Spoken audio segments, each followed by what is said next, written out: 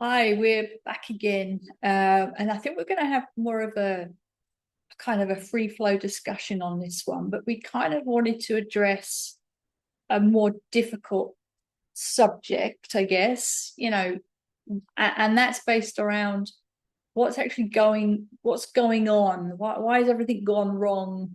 Why does it feel like everything's gone wrong on this planet? Why is it just so awful? And, this is not an easy thing to talk about. And we're certainly not going to be saying any of the buzzwords that can, get us thrown off the platform for that. So we don't need to tell you what's going on. It's everywhere, right? So we don't like normally pointing the finger and blaming a particular person for any of this, but in this case we're going to, and we're just going to out the reptilians for pretty much everything that you can see happening on the news at this point. And I guess the question is, how on earth has it come to that? How has life enabled these beings to absolutely infiltrate every aspect of our existence here on this planet?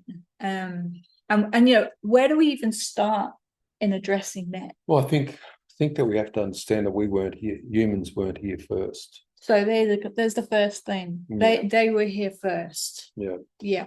And in doing so, they were able to create their own consensus reality, or they were able to understand how to use the astral. And the astral, remember, is a copy of physical reality. And in doing so, they were able to develop certain abilities, and those abilities happen to be telepathy and a whole lot of other things. The ability to manage energy, and they're not silly. I mean, you should never underestimate the abilities of other beings, because ultimately, if you do, you'll probably find that you were wrong, and at some point. So how do they, I guess the question is, how do they actually influence people? Well, I think we need to probably start at right back at the beginning for that, don't we? When they were chiseling cuneiform. No, I don't think the reptilians were chiseling the cuneiform. Well, they could have. But I suppose one thing we ought to say is it would be unfair not to say that it can't all be, every single reptilian being can't all be bad. Yeah. We don't want to caveat, we don't want to like diss the entire reptilian race. I'm sure somewhere out there are some nice reptilian beings. There has to be. There has to be, right? Yeah. So humans, we get good ones, we get really horrible ones. The reptilians, there must be some nice reptilians somewhere in the universe, multiverse. But back in the beginning, and this information kind of comes, I guess, from the Zetas and from the Anunnaki. When the Anunnaki took the basic humanoid hominid form that they genetically altered to create humans, they took one of the hominid forms that contained or was either formed from reptilian DNA. Now, the Anunnaki have said that they didn't think that was going to cause any issues. But what happened was, from, as I understand it, from the communicators speaking through Paul, was that initially, everything was fine, and then humans started displaying bad behavior. And essentially, the bad behavior it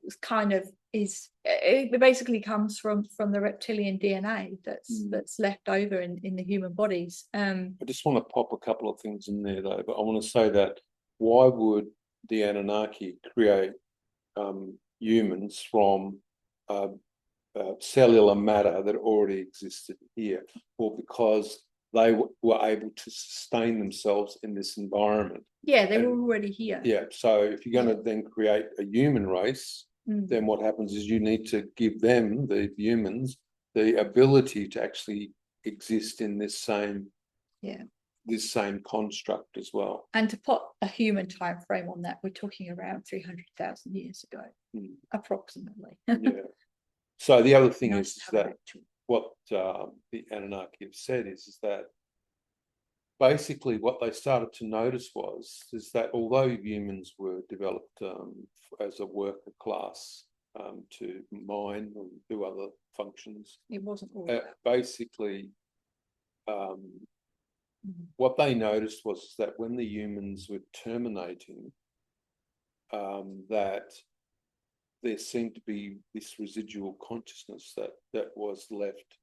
And they could see that, they could experience this consciousness. And so they understood that they needed to create, with using technology, a spirit realm.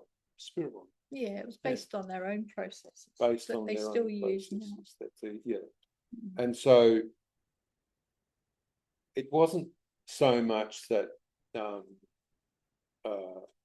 the reptilian behavior was coming forward to such an extent that it was causing a lot of problems. But what it was doing was the reptilians were starting to provide a different type of influence to the workers.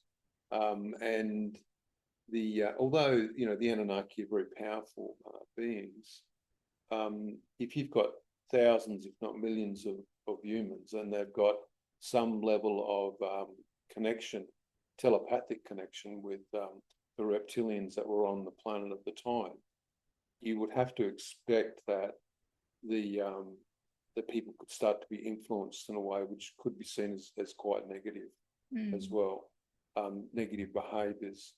And the reptilians are well known for, I think it was Monroe that coined the term loosh, and that's where energy is drawn from humans and used by them as well. What does that look like now? How are the reptilians able to influence humans in 2026? Some goodness, hundreds and hundreds of thousands of years later. Why are they still able to get through to us? I mean, surely by now that influence would be gone, worn off, degraded. No, because they still exist, and their source of energy that comes from humans is providing them with the level of sustenance. It's like you need to feed yourself, right? So you go to the fridge. There just happens to be food in there because you went to the supermarket and you bought it, right?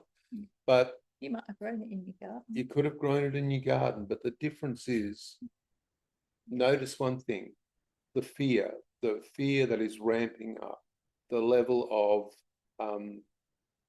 cognitive dissonance which is taking place. You can look at the news, you can watch the news, and as you walk away from it, you feel that this can't be real. How can this possibly be real? How did we ever get to this space, right? And a lot of people are hoping, and I don't blame them either, that at some point some other race will intervene and actually help humanity. But there's some really big reasons why that's not going to happen. And one of the reasons is we are at the edge of the artificial general intelligence. And so even though we're experiencing a lot of fear at this point, what's actually happening is that this is a cleansing process that's taking place as people become more aware of what's going on and what's going on behind the scenes on this planet, and you start to think about it and you start to understand what's going on, and you start to see that it's possible to have that influence on you, whether it's through your own behaviors or through fear or whatever. what happens is that you nullify it, because what you resist persists. Okay, so we are not resisting what's taking place. We're just learning to understand what's taking place, because as we move through this process, the next thing's going to be a level of disclosure by certain people in regards to other races. So we needed to clear the decks of all the stuff that's currently going on before we could move into a level of disclosure. So we'll call what's taking place now tier 1.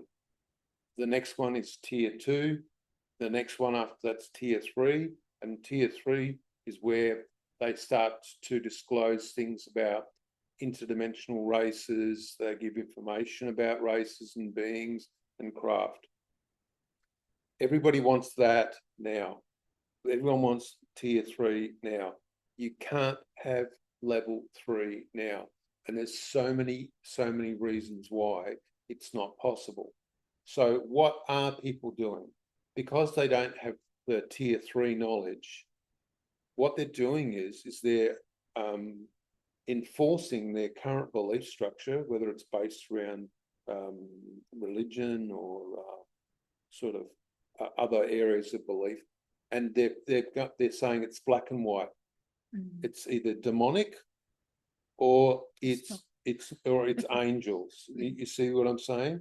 So at this level 1 tier, what's being said by people is, well, these beings that are flying around in craft, they're demons. Well, the truth is that if the story of the creation of the hominoid human comes from a biblical reference, basically what takes place is that all these beings are spirits, and spirits actually don't need spaceships to do anything. They can move as a thought form from one space to the next.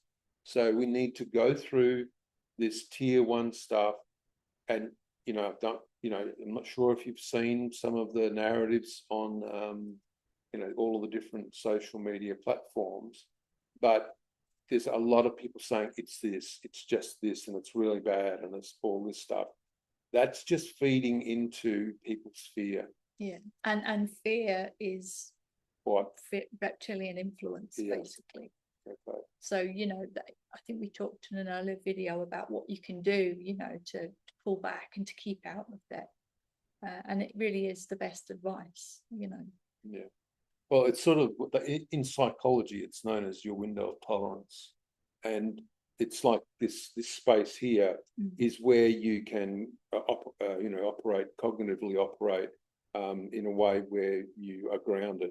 And anything outside of those parameters, below or up, this is depression, this is some sort of manic type behavior or frenzy behavior, means that go out into nature, go for a walk, go and sit by a river and watch the beautiful water flow over the stones.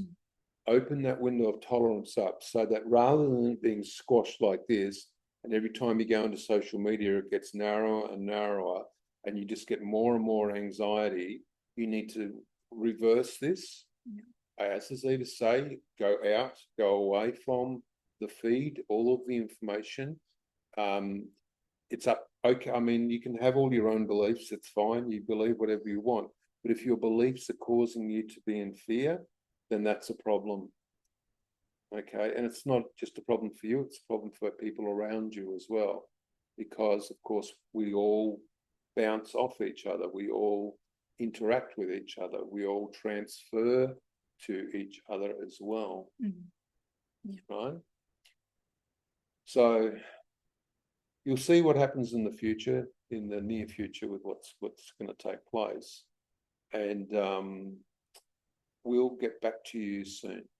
Okay, so it was nice talking to you again. Bye.